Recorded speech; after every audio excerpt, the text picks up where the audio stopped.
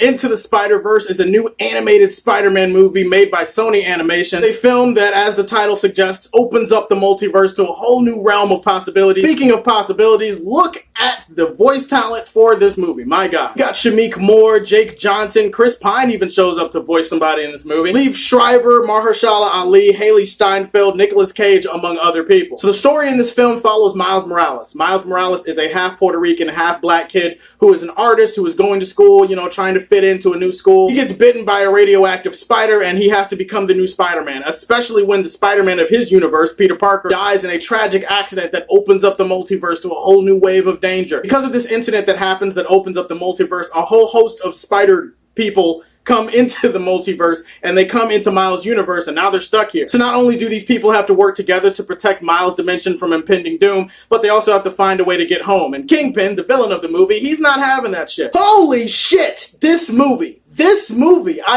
yes! This film had me so euphoric and excited when I walked out of it that I literally stopped in the middle of the parking lot before I got to my car. I just had me a Jill Scott moment. Like, right on the spot, I was just sitting there like, that's what I'm talking about. That's what I'm talking about. Yes! Yes! Got so serious that a passing couple had to ask me if I was okay. They thought I was like constipated or something. I had to sit there and kind of reassure them, be like, no, I'm not constipated. I just had one of the greatest Spider-Man movies that I've ever seen in my life shoved up my ass. Okay, you know what? That's we're getting off topic here. Let's stick to the movie because the movie itself is awesome. Gotta start with the animation and the visuals. Visually speaking, this is a very gorgeous, very beautiful looking movie. Excellent animation, very colorful, very vibrant. The animation in this film is actually kind of weird. It feels like a mixture between like hand-drawn cartoon animation and then like the stop motion animation that you would see in a movie like, I don't know, Kubo and the Two Strings or Wallace and Gromit. Definitely takes some time to get used to it, but once you do, it really adds something to the movie. Plus, the entire movie feels like it's shot from the pages of a comic book. Entire scenes and sequences in this film are ripped right out of the pages of a comic book panel. They have panel by panel shots, they have split screens, they have text that shows up on the screen emphasizing the actions just like in a comic book, a way that it really mimicked all the source material that you would find on those pages, and it really adds something to the action sequences as well. The action sequences are very sleek, very fluid. There's something really graceful about the motions of all the characters involved. And speaking of the characters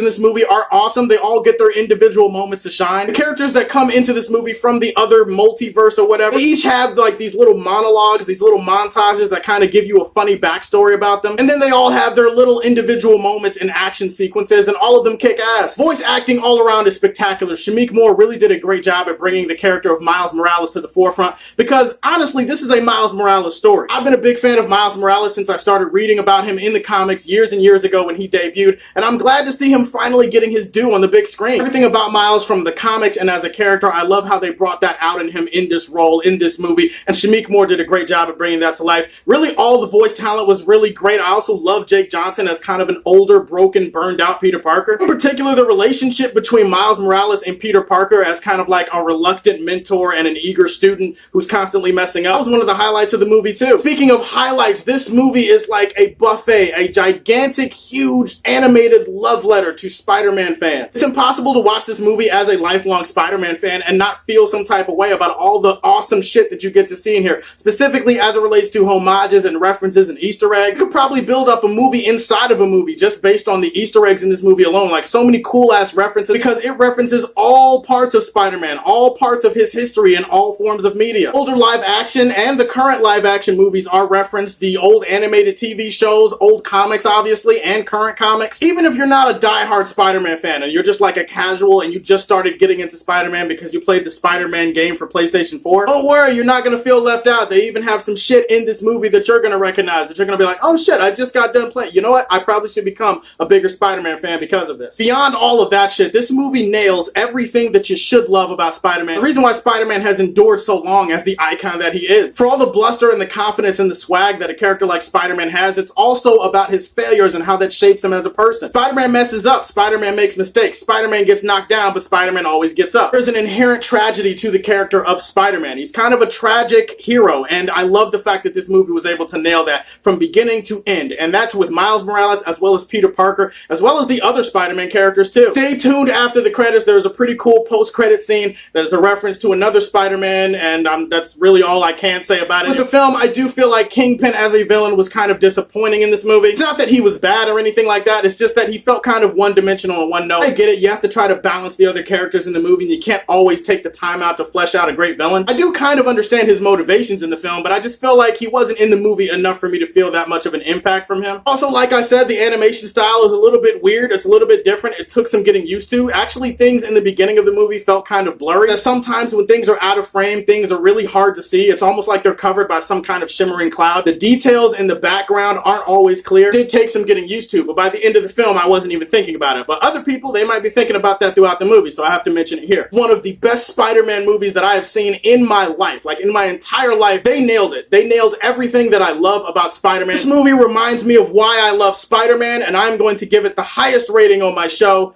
Superman Prime. Alright guys, so Spider-Man Into the Spider-Verse, have you seen it? What is your favorite Spider-Man movie of all time? Put that in the comment section below. Like and subscribe to the Superfan Show, and as always, if you like what you see, tell me how you feel, and stay tuned to hear more from the Man of Steel. Peace!